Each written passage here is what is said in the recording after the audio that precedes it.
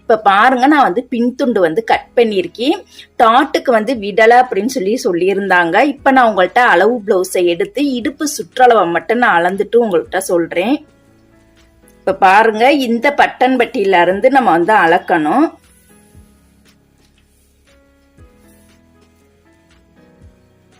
கரெக்டா பாருங்க, 33 வருது. 33ல பாதி எவ்வளவுன்னு தான் இப்ப நான் வந்து பார்க்க போறோம்.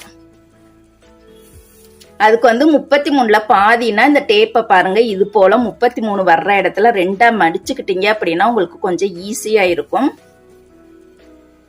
பாருங்க, கரெக்டா வந்து நம்மளுக்கு 16.5 இன்ச் வருது. 33ல பாதி 16.5 இன்ச்.